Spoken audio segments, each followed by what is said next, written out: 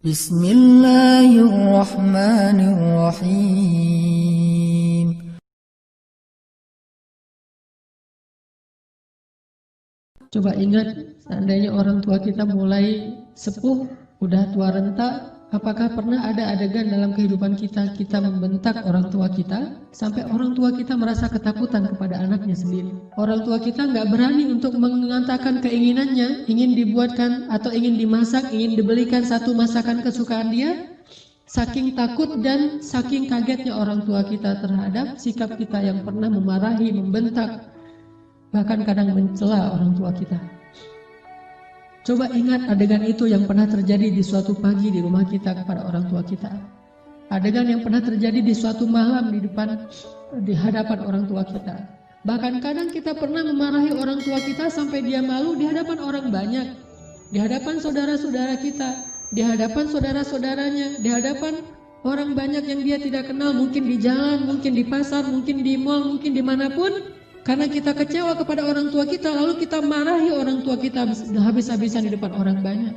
Sampai orang tua kita merasa sedih, kecewa, lalu merasa takut kepada anak yang dulu sering dia gendong.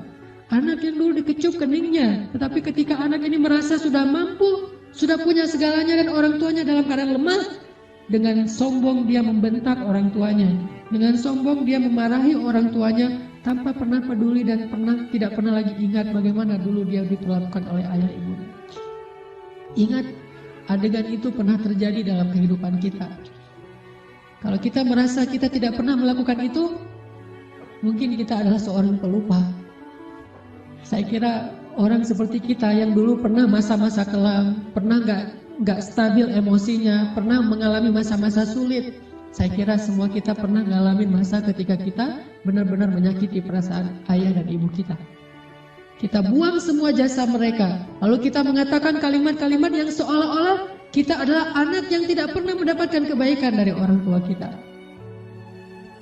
Ayah kita diam ketika dimarahi oleh kita, dan dia tidak pernah mengatakan, dulu kamu pernah seperti ini tapi saya sabar. Dulu saya habis-habisan berkorban untuk kamu, saya korbankan semuanya, saya siang malam mencari nafkah untuk kamu. Ayah kita tidak pernah mengatakan itu di hadapan kita, dia tetap sabar, menanggung semua ucapan-ucapan dan bentakan dari anaknya. Apalagi ibu kita. Apakah dia mengandung kita 9 bulan hanya untuk ketika kita lahir lalu membentaknya? Dia mengandung kita 9 bulan dalam kepayahan, gak bisa duduk, gak bisa tidur, gak bisa berdiri, jalan kemana-mana berat.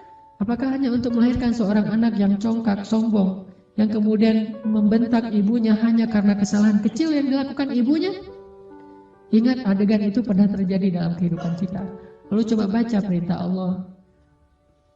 Sehingga pantas jika Allah Subhanahu wa Ta'ala sangat murka kepada anak sesoleh apapun dia, ahli tahajud sekalipun, tinggal di Masjidil Haram sekalipun, kalau dia durhaka kepada ayah ibunya, ini tidak ada nilainya di mata Allah Subhanahu wa Ta'ala.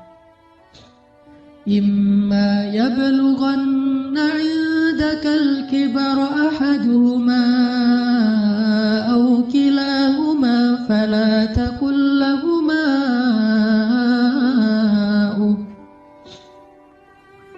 Seandainya salah satu dari mereka atau keduanya tumbuh atau hidup bersama kalian dalam tanggungan kalian, maka janganlah sekali-kali kalian mengatakan kepada keduanya kalimat-kalimat yang menyakiti. Uffin.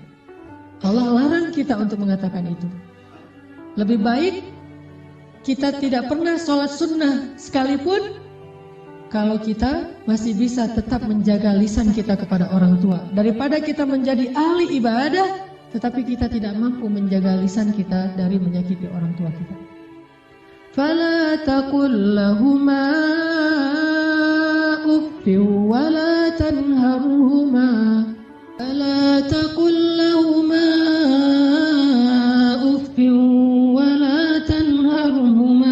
ولا تنهرهما وقل لهما قولا كريما. فلا تقل لهما أف. Kalimat uff ini adalah kalimat ketika seorang anak tidak mau mendengar ucapan nasihat dari orang tuanya, dia berpaling, maka itu adalah kalimat uff.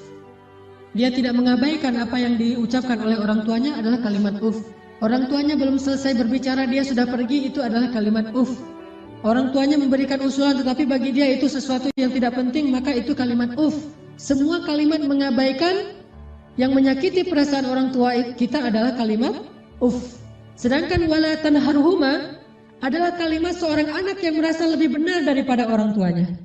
Kalimat sombong, kalimat yang seorang anak merasa lebih tahu daripada orang tuanya. Atau bisa jadi orang tuanya melakukan satu kesalahan kecil, lalu anaknya melarang orang tuanya melakukan kesalahan itu.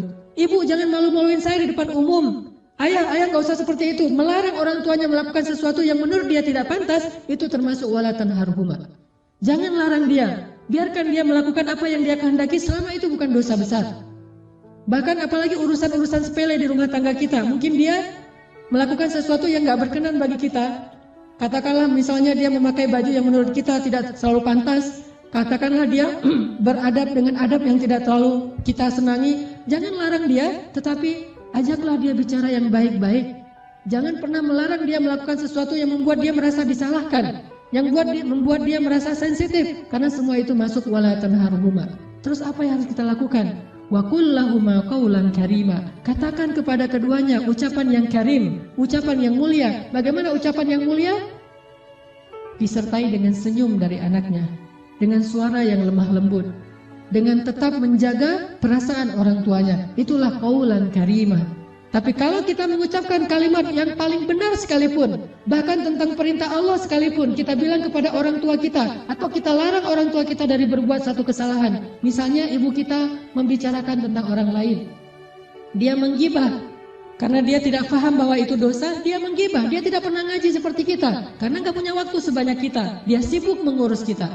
Suatu saat dia menggibah tentang saudaranya, tentang keluarga, tentang orang lain. Maka jangan larang dia dengan cara yang membuat dia merasa sakit hati, membuat dia merasa tersinggung. Walaupun dia salah dan kita yang benar, kita mengatakan kalimat yang baik, yaitu kalimat yang ibu jangan menggibah orang lain, ibu itu dosa besar dan seterusnya, yang membuat dia sedih, itu termasuk wala tanharhuma. Terus apa yang harus kita katakan? Katakan qaulan karima. Pilih kalimat yang paling baik yang bahkan belum pernah kita ucapkan semasa hidup kita. Bahkan kepada pacar kita, istri kita, suami kita, orang yang paling kita cintai pun kita belum pernah katakan kalimat sebaik itu. Katakan itu kepada orang tua. Mereka lebih berhak dapat kalimat yang terbaik dari anaknya. Siapa suami kita sehingga kita memilih kata-kata yang paling santun untuknya, tapi kita tidak menyedekahkan kata-kata itu untuk orang tua kita? Siapa istri kita? Pengorbanan apa yang sudah diberikan istri kita? Dia hanya datang dalam kehidupan kita karena melihat situasi kita, melihat diri kita, melihat kepribadian kita, hasil dari perjuangan orang tua kita. Harta kita yang sudah mapan, pekerjaan kita yang sudah jelas, kemudian penampilan kita yang menarik, semua ini hasil pengorbanan orang tua kita, lalu istri kita mengambil manfaat darinya. Siapa dia untuk kita lebih dahulukan daripada ayah ibu kita? Apalagi orang yang bukan siapa-siapa dalam kehidupan kita, tidak ada hubungan apapun selain pertemanan, yang kemudian kita menyebutnya sebagai kekasih kita. Apakah dia lebih berhak mendapatkan qaulan karima daripada ayah ibu kita? Makanya Allah mengatakan wa qul lahuma qaulan karima. Selalu tersenyum ketika berbicara kepada orang tua kita, bahkan dalam kondisi ketika kita tidak nyaman perasaannya, dalam kondisi kecewa sekalipun, dalam kondisi tersinggung sekalipun, kita berhak untuk tersinggung, tetapi kita tidak berhak untuk mengekspresikannya di hadapan orang tua kita. Wajar manusia tersinggung, wajar manusia kecewa, tetapi kita tidak berhak sama sekali mengekspresikan kekecewaan itu di hadapan orang tua kita. Kenapa? Allah katakan wa qul lahuma qaulan karima wa la tanharhuma. Jangan tunjukkan rasa tidak senang kalian kepada mereka. Apalagi kalau orang tua kita sudah mulai pikun. Banyak kesalahan yang dia akan lakukan. Dia datang kepada kita, kita punya budaya di keluarga bersama istri kita dan anak-anak kita. Dia datang dan melakukan hal-hal yang tidak sesuai dengan budaya di rumah kita. Kalau ayah kita seorang laki-laki yang perokok misalnya, maka dia merokok di sembarang tempat, lalu dia tidak pakai asbak, dia buang puntung rokoknya, atau mungkin debu dari rokok itu di mana-mana. Karena kita merasa bahwa rumah kita tidak punya budaya seperti ini, kita marah kepada orang tua kita. Tetap jangan marahi dia, wala tanharhuma. Jangan cela dia, jangan marahi dia, kata Allah SWT. Walaupun dia melakukan kesalahan sekalipun. Ibu kita juga demikian, mungkin dia sering tersinggung dengan menantunya, yaitu pasangan kita. Dengan suami kita, dengan istri kita, tetap walaupun ibu kita yang salah, jangan kita menghardik dia, wala tanharhuma. tetapi kita minta istri kita, suami kita untuk lebih bersabar kepada mertuanya. Walaupun yang salah adalah mertua. Itu yang Allah maksud, wala tanharhuma. Jangan pernah, jangan abaikan apa yang dia ucapkan. Jangan cela dia walaupun dia berbuat kesalahan, tetapi wa qul lahuma qaulan karima. Ucapan yang paling baik yang sekali kita ucapkan membuat hati orang tua kita